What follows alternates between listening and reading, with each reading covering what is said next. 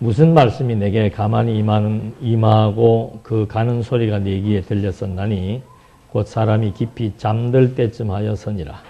내가 그 밤에 이상으로 하여 생각이 번거로울 때 두려움과 떨림이 내게 이르러서 모든 골절이 흔들렸느니라. 그때 영이 내 앞으로 지나매 내 몸의 털이 쭈삣하였었느니라.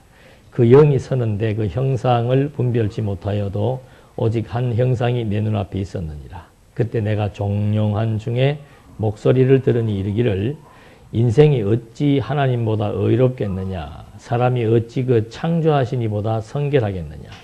하나님은 그 종이라도 오히려 믿지 아니하시며 그 사자라도 미련하다 하시나니 하물며 흙집에 살며 티끌로 털을 삼고 하루살이에게라도 눌려 죽을 자이겠느냐. 조속 사이에 멸한바되며 영원히 망하되 생각하는 자가 없으리라. 장막줄을 그들에게서 뽑지 아니하겠느냐. 그들이 중단히 지혜가 없느니라. 4장 12절로부터 21절까지의 내용을 요약하면은 엘리바스라고 하는 친구가 욥이 패망한 내용들을 보고 하나님 앞에 그 하나님의 이상을 보고 지금 계시를 받았다고 하면서 하는 말입니다. 근데 우리가 이 토론이라고 하는 것은 굉장히 중요합니다. 그러니까 우리는 어릴 때부터 이 토론 문화가 형성이 안 됐고 일방적인 그런 그 선생님의 강의만 듣고 자라왔기 때문에 토론에 굉장히 취약합니다. 그래서 우리가 회의를 하더라도 그렇고 토론하는 걸 보면은 처음에 시작은 사과가 무슨 색깔이냐고 물었는데 대답은 사과는 하나에 1,000원이라고 얘기합니다. 그러니까 그 토론의 질문과 응답을 같이 놓지 아니하면은 사과가 무슨 색깔이냐 했으면은 빨간색이라고 얘기해야 되는데 앞에 그 잘라버리고 사과가 1,000원이다. 사과가 1,000원 하면은 1,000원이라는 말도 맞지요. 그러니까 우리가 혼란스러운 건 뭔가 하면은 토론의 주제를 잊어버리고 논의의 그 쟁점을 잊어버리게 될 때는 상대방이 무슨 말을 하면은 그냥 어떤 맥락을 잊어버린다는 거죠. 맥락이라고 하는 것은 뭔가 하면은 여기 지금 지금 똑같습니다. 이 친구 엘르바스가 하나님에 대해서 얘기합니다. 하나님과 인간에 대해서 얘기합니다. 그러니까 여기도 나와 있는 것처럼 인생이 하나님보다 어렵겠는가? 창조하신 이보다 성결하겠는가? 하나님은 의로우신 분이고 하나님은 창조주란 말이죠. 인생이 하나님보다 더 어려울 자가 있는가? 그리고 인생이라고 하는 것은 피조물이기 때문에 하나님보다 창조주 하나님보다 여기는 의와 성결 그 다음에 뭐 인생은 다 불의하고 부정하다. 이게 지금 친구 엘리바스의 대답입니다. 그러면 우리가 욥기서가 어려운 이유가 뭔가 하면은 앞에 거 잊어버리고 또는 읽어도 마찬가지. 읽어도 이게 지금 어떤 맥락에서 지금 주어지는지를 모르면은 자, 이 말이 맞습니다. 하나님은 의롭고 성결하시고 왜? 창조주이시기 때문에. 창조주이시기 때문에 당신의 뜻을 펼쳐나갔고 당신은 거룩의 본체이기 때문에 당신은 성결 그 자체라 이 말입니다. 그런데 이런 하나님 앞에서 누가 하나님보다 의로울 사람이 있고 하나님보다 깨끗할 사람이 있겠는가? 맞습니까? 틀립니까? 이래서 혼란스럽다는 거예요. 요즘 그 구약시대 때도 보십시오. 이스라엘 에스라, 느헤미야, 에스더 시대에 보면 율법사 에스라가 나타납니다. 그리고 율법을 낭독합니다. 율법을 읽어줍니다. 책 읽는다고 다 이해될 것 같으면은 교회 나올 필요 없어요. 근데 요즘은 뭐 책만 읽으면 다 되는 줄 알아. 천만의 말씀이에요. 그 책을 읽어주면 지금 성경도 같이 읽었잖아요. 읽고 나면 반드시 해석, 설명 이게 반드시 필요합니다. 그러니까 백성들을 다 모아놓고 에스라가 율법을 낭독합니다. 낭독한 다음에 중간중간에 교사들을 세워서 전부 무더기로 나누어 놓고는 지금 읽은 율법의 내용이 무엇인지에 대해서 해석하고 설명하는 과정이 필요한 것이죠. 그리고 또 중요한 것은 뭔가 하면은 토론이 필요합니다. 이 토론은 왜 필요한가? 지금 우리가 어떤 내용을 들었단 말입니다. 어떤 내용을 보고 들었는데 그것이 정말 내가 어떻게 이해하고 있는지를 서로 얘기하는 것이 토론이에요. 그러니까 성도들의 문화라고 하는 것 가장 중요한 것은 뭔가 하면은 일주일 동안 살면서 말씀을 경험했고 말씀을 들었고 오늘 기도들이 참 명쾌하고 좋으네요. 말씀을 따라서 인도함을 받아서 왔고 말씀에 의해서 살고 싶고 말씀에 대한 깨달음을 주고 그거예요. 그러니까 한 주간 내가 살면서 경험해 왔던 하나님에 대한 확실한 내용들을 토론할 수도 있고 오늘 공부한 내용들을 토론할 수도 있고 한 주간 동안 내가 성경을 읽고 또는 뭐 강론집을 읽고 말씀을 듣고 했었을 때의 내용들을 토론할 수가 있는 거예요. 왜 토론을 해야 되는가? 내가 지금 이해한 내용들이 맞는지 틀린지를 서로 말을 하다 보면은 정확하게 저 사람이 몇 프로 이해를 했고 무엇을 정확히 모르고 있고 내 자신이 무엇을 지금 정확히 이해가 안 되고 이런 것들을 우리가 서로 코치해주고 그래서 교제가 필요한 거예요. 그러니까 제일 위험한 사람이 어떤 사람인가 하면은 혼자서 공부하는 사람이에요. 혼자서 공부하는 사람은 내가 지금 무엇을 어떻게 정확히 인지했는지를 가늠할 수가 없습니다. 그런 것처럼 오늘도 좋은 사례가 나오는 거예요. 이 말이 맞아요. 근데 사실은 이 말이 맞습니까? 틀립니까? 자신이 없으십니다. 제 질문의 의도로 봤을 때는 틀린 것 같은데 왜 틀린 거예요? 앞에 발단이 있죠. 욥이 망했습니다. 근데 근본을 잊어버리고 매일 지금 본문 내용은 이런 얘기예요. 발단이 중요한 거지요. 그리고 도입이 중요한 것이고. 욥이 망했습니다. 망한 이유가 뭐예요? 하나님께서 뭐 하시려고? 시험하시려고. 욥의 신앙을 시험하시려고 하나님이 일방적으로 욥을 누구에게 붙인 겁니까? 사단에게 붙인 거예요. 욥의 행동과 아무 상관이 없습니다. 그냥 하나님께서 일방적으로 욥을 시험하기 위해서 사단에게 붙여서 욥으로 하여금 지금 엄청난 고통을 겪게 하는 거죠. 그래서 여기에 원인은 뭡니까? 원인은 하나님의 시험이에요. 근데 이 친구들은 지금 이 문제를 어떻게 보고 있는 겁니까? 욥의 죄과라고 지금 얘기한다 이 말입니다. 이 출발이 서로 상반되는 거예요. 그러니까 이런 발단이 잘못되어 있다는 사실을 정확히 인지를 하고 이 내용을 봐야 이 내용이 맞는지 틀린지를 정확히 알 수 있죠. 그러니까 말씀을 전할 때 저도 그래요. 별로 중요하지도 않은 뭐 일반적인 얘기나 아니면 그것이 아닌 걸로 반어법을 써서 얘기했는데 어떤 사람들은 그걸 또 그대로 받아들이고 있는 사람들도 있다는 거죠. 자, 이것이 왜 틀린 겁니까? 논점이 잘못된 거죠.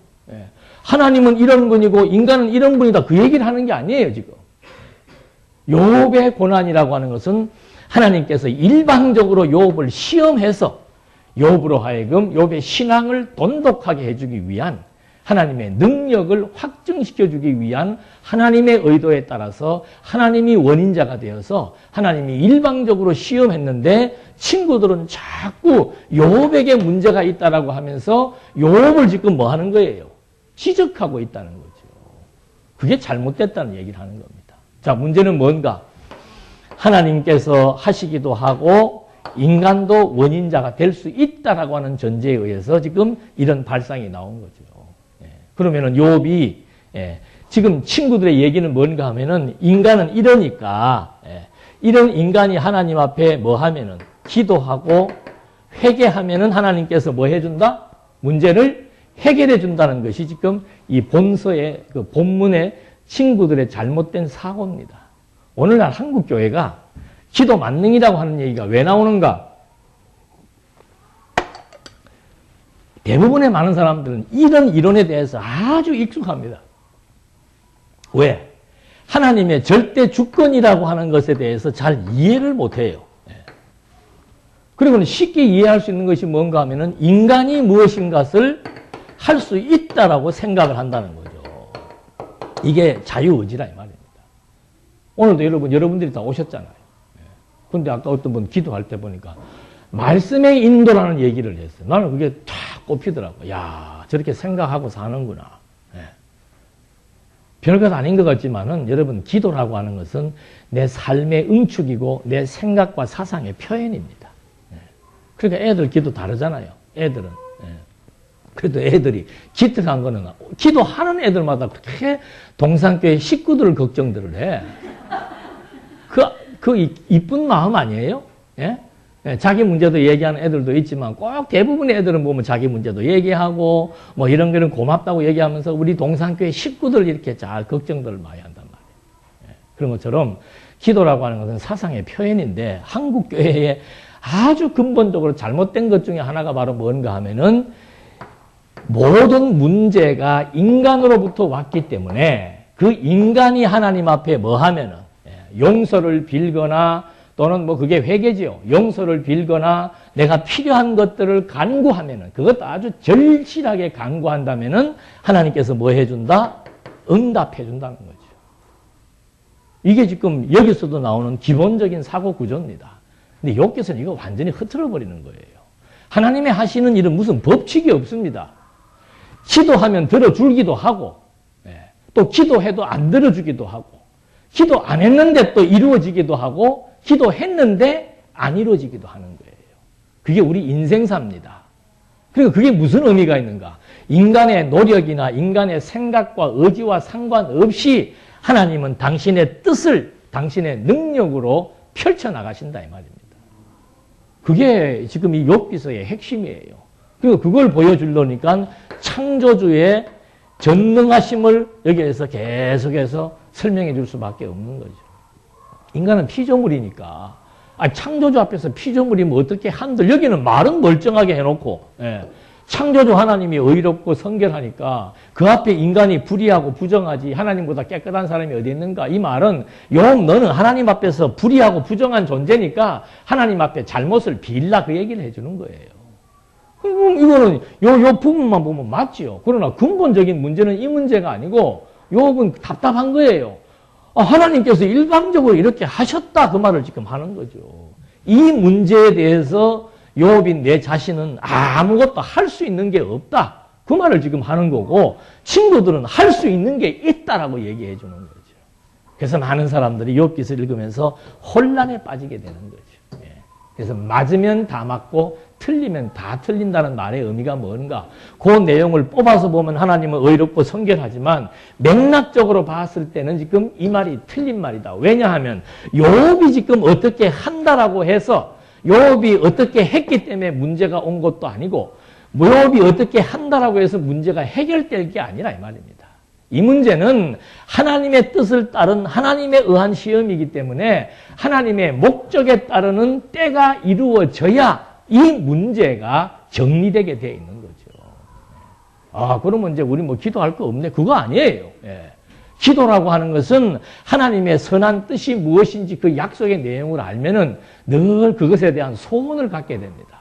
그 일이 가치로우니까 그 가치로운 일을 하고 싶은 소원이 들게 되기 때문에 그 약속을 아는 사람들은 늘 안전하서나 하나님의 그 선한 일이 하나님의 그 선한 뜻이 하늘에서 이루어진 것처럼 땅에서도 이루어지기를 소원하는 아름다운 하나님의 뜻대로 하는 기도는 끊임없이 쉬지 않고 발생하게 되는 거죠. 그러나 내 욕심을 구한다든지 내 생각이 관철되기를 원한다든지 그런 고착화된 인간 중심의 기도라고 하는 것은 해도 그만 안 해도 그만이라 그 말이에요.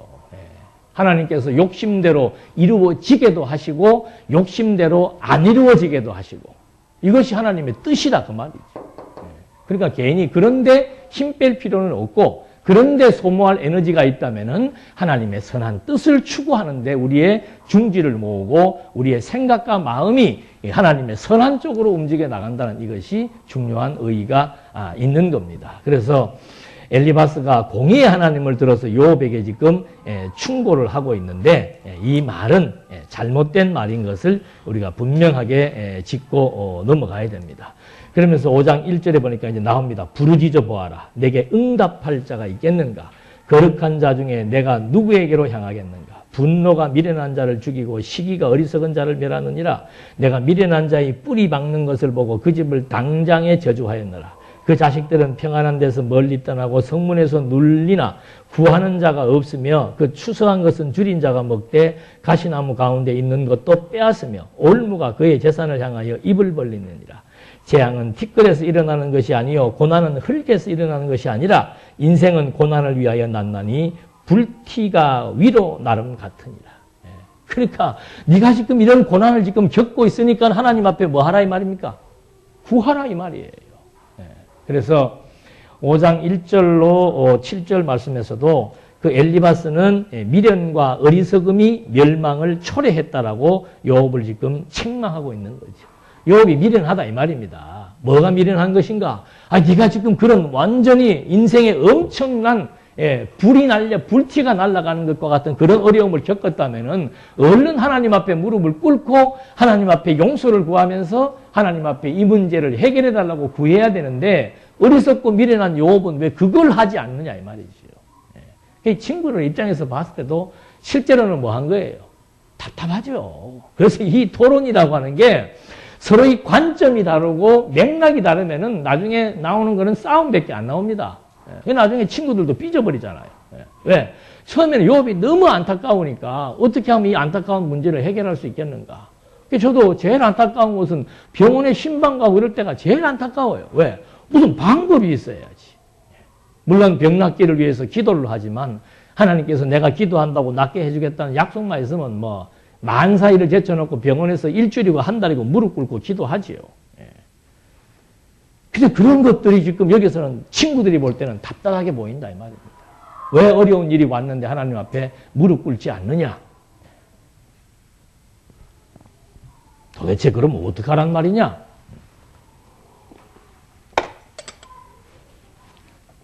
자, 계속 한번 보십시다. 그래서 5장 1절로 7절 말씀은 하나님께 간구하여 보아라. 구하면 하나님이 응답하실 것이다. 이게 이제 완전히 한국의 무속적 신앙으로 변모되는 것과 맥락을 같이 하는 거죠. 그러니까 옛날에 우리 어머니들이 늘 그 보면은 한국 영화에도 늘 나오잖아요. 뭐 무슨 일만 있으면 장독대에 가가지고 밤에 촛불 하나 켜놓고 안 그러면 냉수 하나 받쳐놓고는 밤에 뜨는 달님에게 뭐 하는 겁니까? 빌잖아요. 그게 무속이에요. 그러니까 한국의 종교가 무속신앙이라고 하는 것이 한국에 들어온 기독교를 그런 식으로 아주 변모시켜버리는데 결정적인 역할을 한 거죠. 그리고 막 기도를 하더라도 막 정성껏, 뭐든지 정성이에요. 한국 사람들은.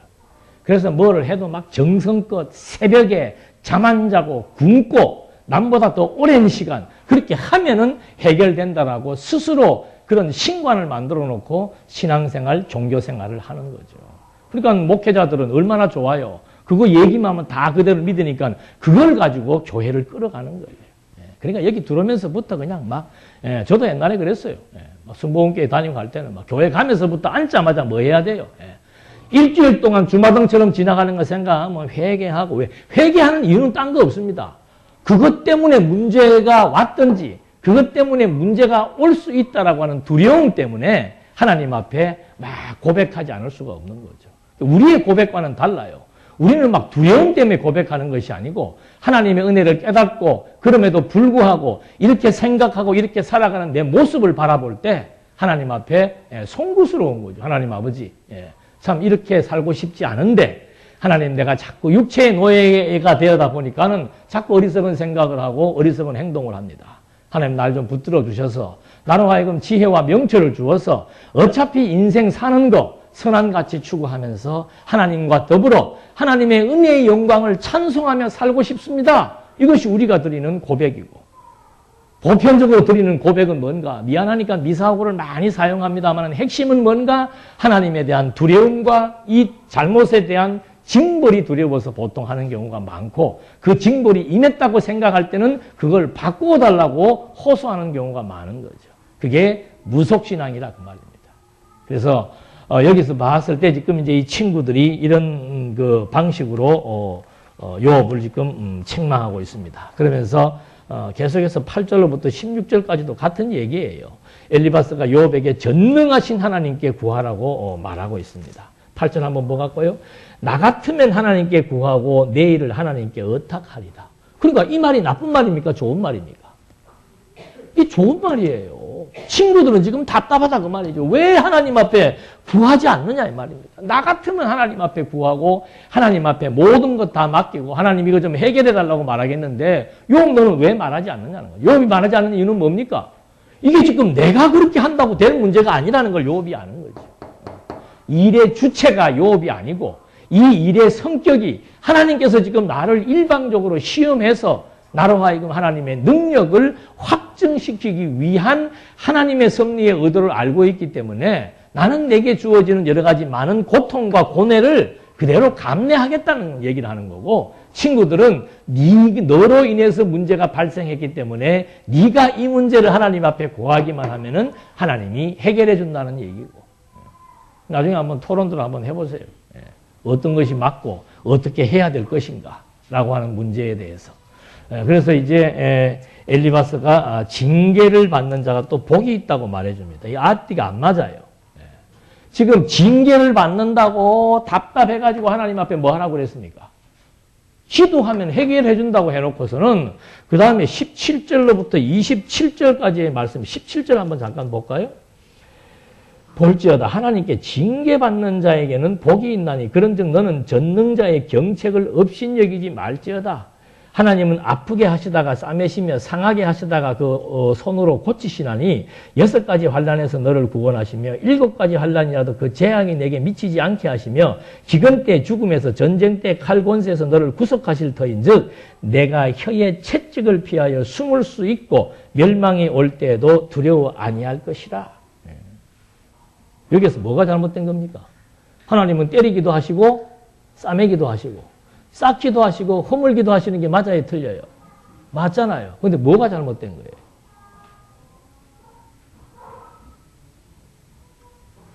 하나님께 뭐 받는 자에게는 욥은 지금 징계받는 게 아니지. 징계라고 하는 것은 뭐 때문에 오는 겁니까? 범죄로 인한 각성이에요. 깨달음입니다. 징계의 용도는 뭔가? 지속적인 범죄로 인해서 하나님께서 그것을 깨닫게 하기 위해서 그 육체의 소욕이 잘못됐다는 사실을 깨닫게 하기 위해서 또 한 가지는 뭔가? 그 깨달음을 통해서 하나님의 의를 덧입었다는 사실이 얼마나 은혜인지를 깨닫게 하기 위해서 그게 징계의 용도고 욥은 지금 징계가 아니고 뭐예요? 시련이에요. 시련. 그냥 하나님께서 일방적으로 욥을 시험해가지고 시련하시는 이유는 뭔가? 신앙의 성숙이에요. 귀로만 듣던 하나님을 눈으로 보게 하기 위해서 하나님께서 지금 이렇게 시련을 주신 것이지 이 징계라고 하는 말 자체가 원인이 지금 인간에게 있다라고 하는 그 말을 지금 하려고 하는 거예요. 엄밀한 의미에서의 징계도 마찬가지죠. 하나님께서 지금 범죄의 도탄 속으로 집어넣고 거기에서 깨닫게 한 다음에 돌이키게 하는 거죠. 그래야만 거기에 대한 하나님의 은혜에 대한 감사가 나오는 것이고 그래서 이 우리 기독교의 성도의 생활이라고 하는 것은 과정이 굉장히 중요합니다. 이거 지금 하나님이 다 하시는 거예요. 하나님이 징계도 하나님이 하시는 거고 시련도 하나님이 주시는 거예요. 그럼 징계와 시련의 과정이 뭐냐는 거죠. 둘 다 깨닫는데 여기는 정말 자기의 죄과에 대한 깨달음이죠. 그러니까 탕자가 돼지우리간에 가서 마지막 돼지가 먹는 쥐염 열매를 먹음으로 말미암아 뭐 하는 겁니까? 깨닫는 거예요. 깨닫는 거. 근데 깨닫는 과정을 무시해버려. 하나님이 다 하셨다 그러고 뭐 나쁜 짓 하면서도 이게 나쁜 짓인지도 모르고 육체의 노예가 되어 살면서도 뭐 어차피 버릴 육체인데 뭐 하나님께서 하게 하시면 뭐 어떻게 할 거야? 나만 죄 짓나? 나만 육체를 입고 있나? 당신도 죄 짓잖아. 이거는 하나님의 교육적 의도하고 완전히 빗나간 사단의 생각이지요. 하나님이 주시는 생각은 뭔가? 설령 하나님 앞에 어리석은 범죄를 저질러도 그것에 대한 깨달음이 중요하다는 겁니다. 잘못을 잘못으로 인지하는 거. 좋은 것을 좋은 것으로 인지하는 거. 그래야 하나님에 대한 감격의 찬송이 나오는 것이고 신앙생활을 잘했음에도 불구하고 엄청난 지금 시련이 닥치고 있다 이 말입니다. 그거 왜 그랬는가? 말로만 듣던 하나님의 능력의 영광을 늘 입으로만 고백했던 하나님의 하심에 대한 그 근본적인 주체성을 그런 어려운 과정들이 하나하나 하나님의 뜻대로 내 의지와 상관없이 내 능력으로 할 수 없는 그런 여건 속에서 해결되어지는 것을 보면서 욥처럼 야, 내가 정말 눈으로 하나님을 봅니다. 그래서 이런 깨달음과 인식의 결과로 말미암아 주어지는 신앙의 성수. 그래서 하나님을 듣다가 본다라고 하는 이것은 엄청난 차이가 있는 거죠. 그래서 지금 욥과 그 엘리바스의 대화 속에서 나타나 있는 내용들은 뭔가 하면은 징계를 받는 자가 복이 있다고 위로해 주고 있는데 앞에서는 이 문제가 잘못됐기 때문에 하나님 앞에 회개하라고 얘기해 놓고서는 여기서는 도리어 또 복이 있다고 얘기를 해 주는데 하나님께서는 뭐 징계를 통하든 시련을 통하든 모든 주체는 하나님이시고 결국에 가서는 하나님의 능력의 영광을 깨닫고 하나님을 경외케 하는 데 있다는 사실. 자, 이렇게 욥의 친구 엘리바스가 얘기를 하니까 욥이 거기에 대해서 반박을 합니다. 욥의 반박 내용을 볼까요? 6장 1절. 욥이 대답하여 가로되 나의 분한을 달아보며 나의 모든 재앙을 저울에 둘 수 있으면 바다 모래보다도 무거울 것이라. 그러므로 하여 나의 말이 경솔하였구나. 전능자의 살이 내 몸에 박힘에 나의 영이 그 독을 마셨나니 하나님의 두려움이 나를 엄습하여 치는구나. 들나귀가 풀이 있으면 어찌 울겠으며 소가 꼴이 있으면 어찌 울겠느냐. 싱거운 것이 소금 없이 먹히겠느냐. 닭의 알 흰자위가 맛이 있겠느냐. 이런 것을 만지기도 내 마음이 싫어하니 못된 식물같이 여김이니라. 지금 이건 무슨 얘기예요? 자신의 경솔함을 지금 말하는 겁니다. 너무너무 힘들고 어려우니까 앞에서 내가 지금 태어나지 않았으면 좋겠다, 빨리 죽었으면 좋겠다라고 고백했던 그 자기의 경솔함, 그건 뭐 우리가 얼마든지 이해할 수 있는 거죠. 그러나 욥은 무엇을 알고 있는가? 원인이 지금 무엇인지를 알고 있고 그 의도가 무엇인지를 알고 있는 거예요. 그걸 알지만 고통이라고 하는 것은 사실 인간이 참아내기가 너무 힘든 거죠. 그래서 욥이 자기의 입장을 들어서 과거의 생일과 출생을 저주하고 죽기를 한탄하면서 탄식했던 자기의 경솔함에 대해서 인정을 하고 자기의 공고한 처지를 설명하면서 친구들아 날 좀 이해해달라고 말하는 거죠. 그러니까 이 문제에 대한 원인이 어디에 있다는 것은 분명히 알고 있고 그 고통을 겪을 때 그 아픔이 어떤 것인 것을 욥은 너무도 처참하고 힘들다는 사실을 알고 있기 때문에 친구들에게 도리어 자기를 이해해달라고 얘기하는 겁니다. 그러니까 이런 그 고통이라고 하는 것이 우리는 자꾸 이런 고통이 오면 이제 이런 현실적인 문제로 대입이 되는데 사실은 근본적인 이 고통은 그리스도가 십자가에서 당하시는 저주의 고통이죠. 저주의 고통.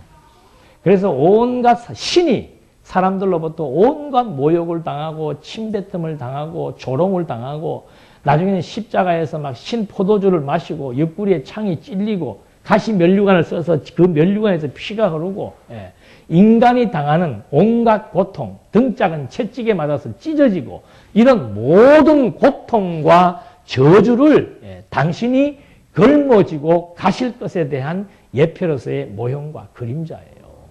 그래서 예수님이 이런 고통과 저주를 대신 담당하심으로 말미암아 우리가 여기에서 어떻게 된 거예요? 벗어나서 해방되어 자유를 누리게 됐다. 이게 지금 복음적 의미입니다. 그러니까 이런 그 완전히 엄청난, 그래서 우리가 로마서 공부할 때 율법으로 말미암아 죄와 사망에 우리가 처하게 되었다는 말, 이 고통을 지금 말해주고 있는 겁니다. 육체로 말미암아 겪게 되는 죄와 사망의 고통, 죽음에 대한 두려움, 죄의 결과에 대한 두려움, 그거 똑같은 거예요. 나쁜 짓 하고 나면 두렵잖아요. 공포, 그런 공포로부터 지금 해방시켜준 그리스도의 공로에 대한 예표로서의 모형과 그림자.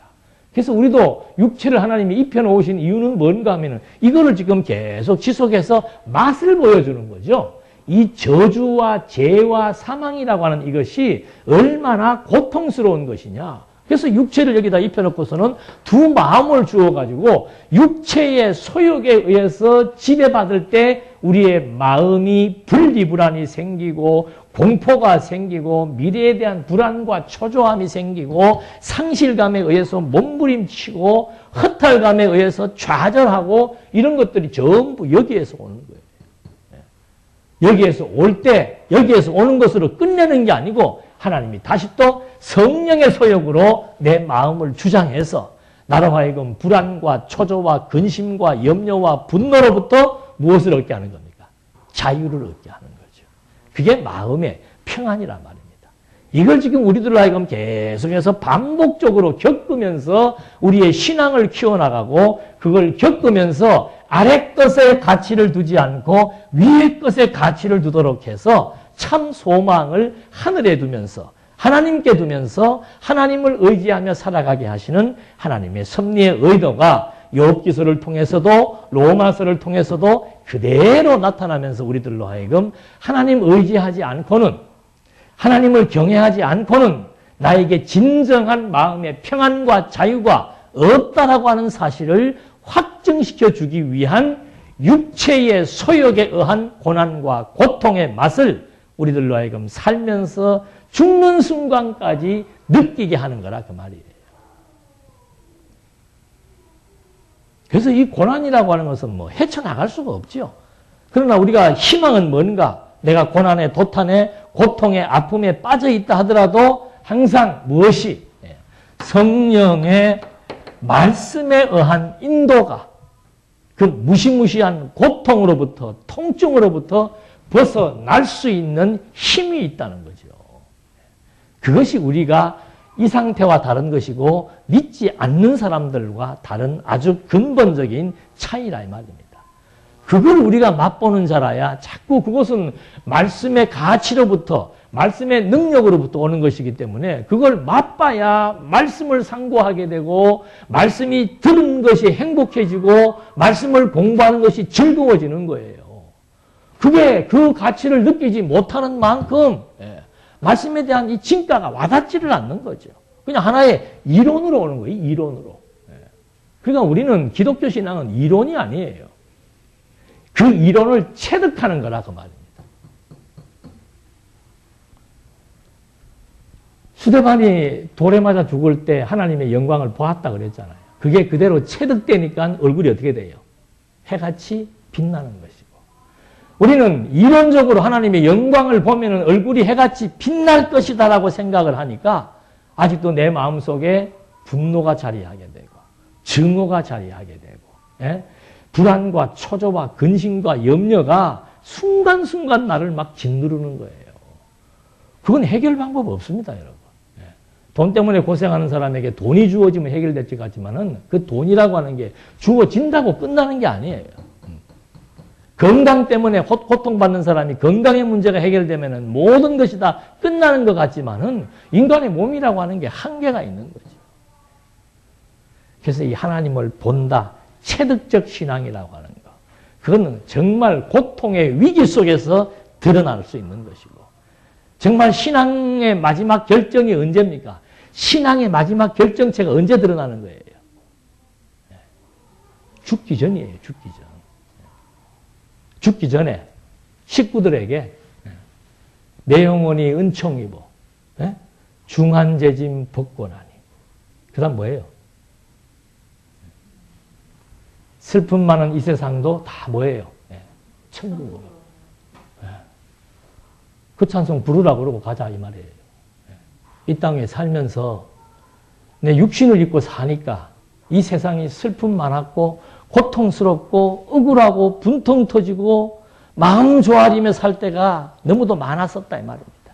근데 내 영혼이 지금 뭘 입은 거예요? 하나님의 은총을 입어서 이제는 이 육신의 중한 재짐을 다 뭐 했다? 벗고 보니 그것이 하나님의 나라다 이 말이지. 그걸 여기서 늘 시간마다 체득하고 살면은 뭐 최고의 행복한 사람이고 그것이 자꾸 잊어버려지니까 말씀으로 또는 생활로 우리들이 하나님이 검증하게 해서 정말 가치는 하나님 외에는 없다. 진정한 가치는 세상에 있는 것이 아니고 영원한 하나님의 나라가 진정한 가치이다. 그걸 우리들로 하여금 시시각각 지금 깨닫게 해주는 거죠.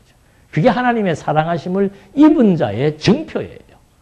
하나님의 사랑하심을 입지 못한 자는 믿지 않는 사람하고 똑같은 사고체계에 의해서 그저 그냥 막 모든 것이 세속적 기준에 의한 가치 그것만을 위해서 목숨을 걸지만 하나님의 백성들은 도리어 그런 어려운 위기적인 상황 속에 짓눌리며 살지라도 하나님의 그 은혜의 장중에 붙들려서 영원한 나라가 가치롭다고 깨달아 믿어지고 하나님이 절대 가치 존재라고 하는 사실이 깨달아 믿어지니까 하나님만을 의지하며 살 수 있게 되는 것.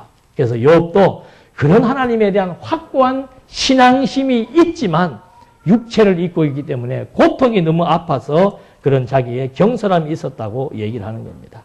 그러면서 8절에 보니까 하나님이 나의 구하는 것을 얻게 하시며 나의 사모하는 것 주시기를 내가 원하나니 이는 곧 나를 멸절하시기를 기뻐하사 그 손을 들어 나를 끊으실 것이라. 그러할지라도 내가 오히려 위로를 받고 무정한 고통 가운데서 기뻐할 것은 내가 거룩하신 이의 말씀을 거역지 아니하였습니다.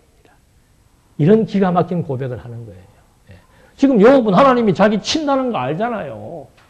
하나님이 나를 치셔서 나로 하여금 내가 가지고 있는 모든 것들을 다 빼앗아 가서 너무너무 고통스럽고 아픔을 겪고 있지만 그 말이에요. 그래서 내가 지금 필요한 것들을 하나님이 안 주신다고 할지라도 그 말입니다. 내가 오히려 위로를 받고 무정한 고통 가운데서도 기뻐하는 이유는 바로 뭔가? 거룩하신 이의 말씀을 거역하지 않았다는 거죠. 하나님의 뜻이 이 시험이 도대체 무슨 의도로 주어진지를 알고 있기 때문에 당하는 고통은 너무도 견딜 수 없이 아프지만 하나님 앞에 이거 바꿔달라는 소리 안 했다 이 말이죠. 왜? 하나님의 뜻이 일정하다는 사실을 알고 하나님의 그 뜻의 종국이 어떻게 결과되어지는 줄을 알기 때문에 비록 육신의 고통 때문에 변명을 하고 어리석은 생각은 했지만은 하나님 앞에 이거 바꿔달라는 기도는 하지 않았다. 친구들은 그거 지금 바꿔달라는 기도를 하라는 얘기 아니에요. 내가 도리어 기뻐하는 것은 뭔가? 나는 그걸 지금 하나님 앞에 이 고난을 지금 면케해달라고 기도하지 않았다 이 말입니다. 그리 아니하실지라도 그리 할지 바꾸어 주지 않을지라도 그 말이죠. 그러니까 그 다니엘 시대 그 청년도 똑같은 거 아닙니까? 불가마 속으로 들어가라. 그래 들어간다. 그러나 여호와께서 불가마 속에 들어갔을 때 내가 내 육체가 타서 소멸된다 할지라도 나는 느부갓네살의 그 왕이 섬기는 신상 앞에 절하지 않겠노라. 죽어도 좋다는 거죠. 왜? 내 영혼이 은총을 입었기 때문에. 이 육신의 중한 고통을 벗고 영혼이 은총을 입고 있기 때문에 내가 불가마 속에 죽는다고 할지라도 하나님께서 내게 허락하신 이 엄청난 고통이 죽을 만큼 아픔이 있다 할지라도 그걸 바꾸어 달라고 구하지 않은 이유가 바로 뭔가? 만사가 하나님의 능력으로 하나님의 뜻대로 된다는 것이 너무도 분명하기 때문에 나는 내가 아무리 죽을 만큼 고통스러웠지만은 그 고통이 고통이라고 말할지언정 하나님 앞에 이걸 바꿔달라는 소리는 하지 않았다는 거죠. 그래서 베드로전서에서 아시아에 흩어져서 진리 때문에 복음 때문에 억울한 매도 맞고 감옥도 가고 천시와 멸시를 당하면서 나그네처럼 흩어져 사는 사람들에게 베드로가 하는 말이 뭔가? 너희가 당하는 불같은 시험을 이상한 일 겪는 걸로 여기지 마라 이 말이에요. 그 시험이 이 땅 위에 살면서 정말 고통스러운데 그거 잠깐이다 이 말입니다.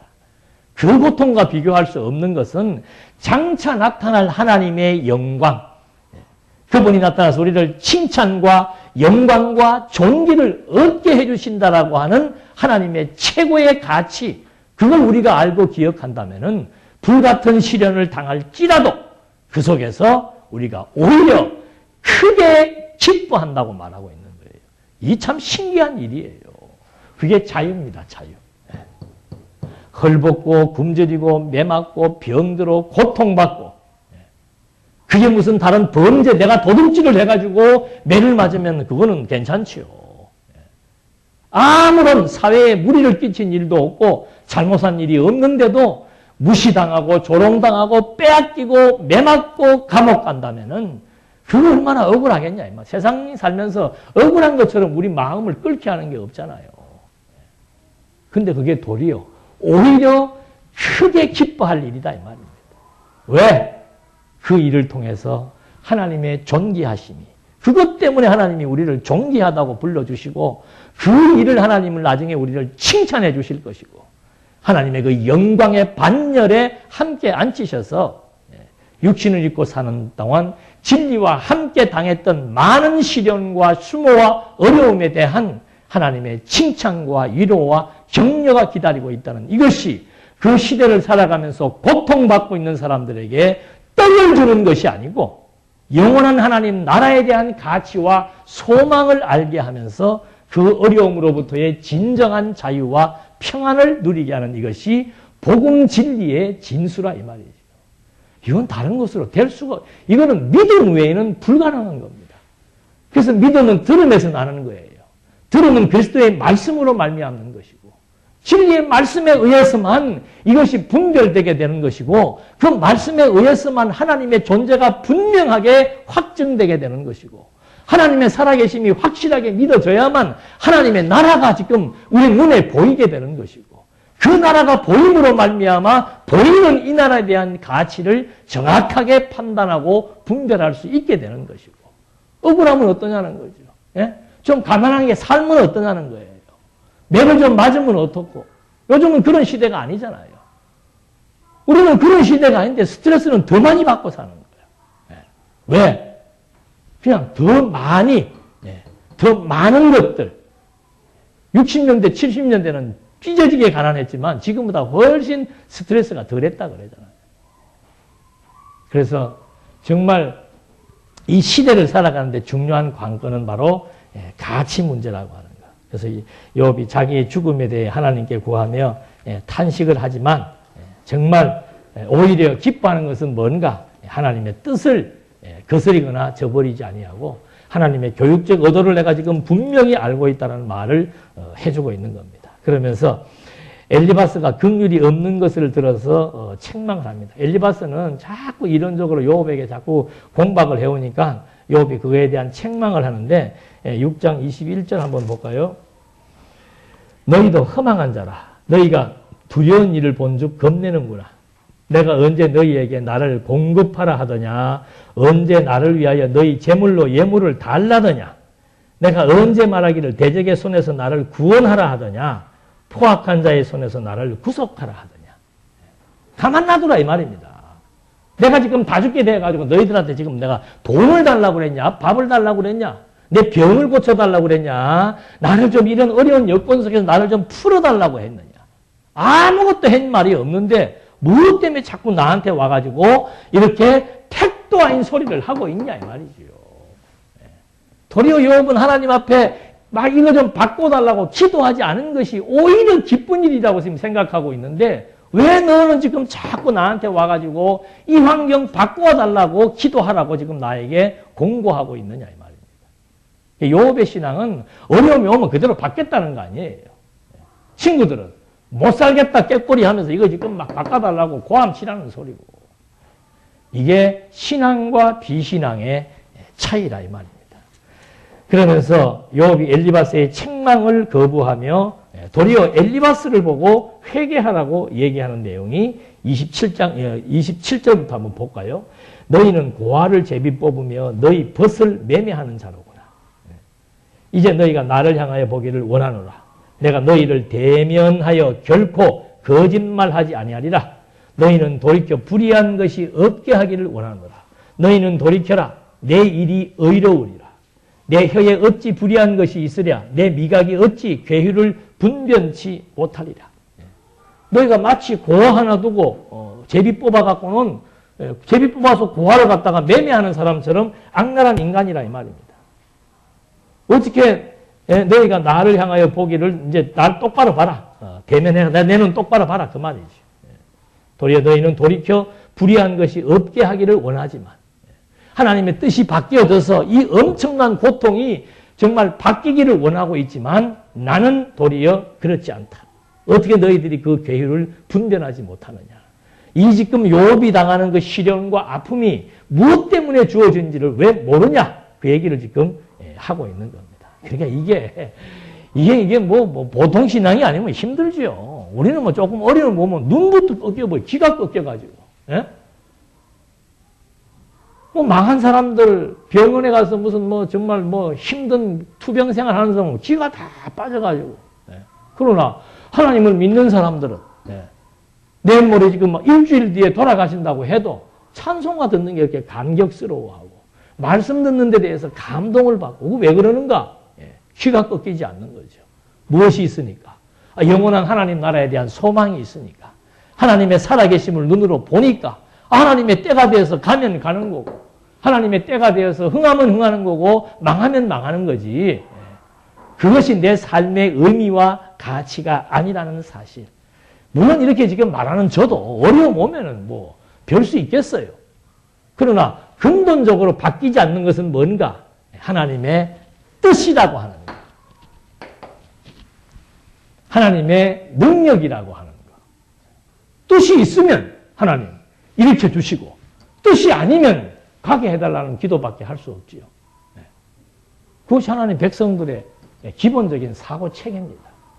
그러니까 막 뭐 몸부림칠 일이 별로 없어요. 어떤 어려움을 당해도 조용하게 생각한다고 그러잖아요. 공고한 일을 겪는가? 기도하라 이 말. 기도가 뭔가? 생각하라 그 말이죠. 지금 나에게 주어지는 이 어려운 고통의 의미가 무엇인지를 곰곰이 생각해 보라 이 말입니다. 근데 그게 안 되면은 그다음 여기서 뭐가 치밀어 오르는 거예요. 억울함이 치밀어 오르고 분노가 치밀어 오르고 불안과 초조함이 넘치게 되고. 그래서 하나님에 대한 확증이라고 합니다. 이건 우리 삶의 정말 핵입니다. 핵. 하나님에 대한 확신, 확증과 확신이라고 하는 거. 그거 빼놓고 나면은요, 세상에 의지할 것 아무것도 없어요. 세상에 믿을 것도 없고 의지할 것도 없어요. 하나님보다 더 확실한 것이 없다는 거죠. 왜? 하나님은 창조주이기 때문에. 당신이 직접 만드신 분이기 때문에 그분 근본 되시는 분 알고 근본 되시는 뜻 알고 그분의 뜻에 순복하는 것처럼 행복한 일이 뭐 있겠어요. 근데 자꾸 여러분들을 현혹하잖아요. 그래도 무엇을 원하는가? 원하는 거 있으면 구하라. 구하라 주실 것이요. 찾으라 찾을 것이요. 두드리면 열릴 것이라. 그건 무슨 말일까? 그런 걸 이제 강론집 읽어보시라 말입니다. 예수님의 약속이에요. 내가 지금 성령 보내주겠다 이 말입니다. 그리고 다시 오겠다는 거죠. 그 약속은 성령이 와서 끊임없이 그리스도에 대한 소원을 가지고 사는 이것이 그리스도께서 구하면 반드시 이루어준다는 거죠.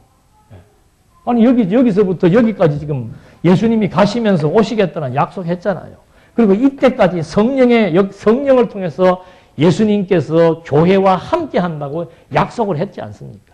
그리고 반드시 오겠다고 약속을 한 거예요. 그러니까 우리가 구할 것은 뭐예요? 성령께서 나와 함께해서 나로 하여금 하나님의 선한 뜻이 하늘에서 이루어진 것처럼 땅에서도 이루어지기를 소원하며 갈망하면서 창조 때 종말을 고하신 하나님의 그 섭리의 의도에 따라서 모든 만사가 하나님의 뜻으로 말미암아 진행되며 목적이 이룰 때가 있다는 사실이 깨달아지니까 내 생각이 앞서거나 내 욕망이 앞서서 주어진 것에 대한 불만과 불평을 하기보다는 도리어 하나님에 대한 인정의 결과로 하나님 인정하는 만큼 마음에 만족과 감사가 넘친다 그러잖아요. 요즘 병리학자들 다 똑같이 우리 신체를 건강하게 하는 가장 중요한 요소가 바로 뭔가 감사하는 마음입니다. 그 감사하는 마음이 들어갈 때는 영혼을 잊어버렸어요. 필요한 모든 것들이 두뇌에서부터 막 세포가 나와가지고 어떤 약을 먹는 것보다 더 좋은 약물들이, 양리작용들이 지금 두뇌를 통해서 온 사지마비로 지금 막 뻗어나간다는 거 아니에요. 그 이상 좋은 약이 어디가 있겠어요. 먹을 것과 입을 것이 있은 즉 족한 줄로 여기면서 감사한 마음이 든다라고 하는 거. 이건 정말 이 이치를 모르면은 주어질 수 없는 마음이죠. 그래서 우리는 욥의 이 시련을 바라보면서 정말 하나님께서 만사를 주관하시는구나. 하나님의 능력은 창조주로서 정말 완벽한 능력자라고 하는 사실을 여기에서 한 번 더 확인시켜주고 있는 겁니다. 기도하시겠습니다. 살아계신 하나님 아버지, 욥과 엘리바스의 논쟁 과정을 바라보면서 인간의 본능은 어찌해서든지 간에 내 생각대로 이루어지기를 원하는 것이고 현실적 가치를 추구하는 것이며 현실의 고통을 벗어나고 싶은 것이지만 하나님의 뜻은 때로는 정반대로 고통 가운데 두시기도 하고 인간의 생각을 꺾기도 하시는 하나님의 섭리의 의도가 담겨진 사실을 확인해 보면서 힘들고 어려운 여건 속에 있다 할지라도 하나님의 뜻이 무엇인지를 분별할 수 있도록 우리에게도 지혜와 명철을 주어서 환경이 바뀌기보다는 하나님의 뜻이 이루어지는 것에 함께 공감하며 하나님만을 의지함으로써 현실적 많은 고통으로부터 자유와 평강을 얻을 수 있도록 인도해 주시옵소서. 예수님의 이름으로 기도드립니다. 아멘.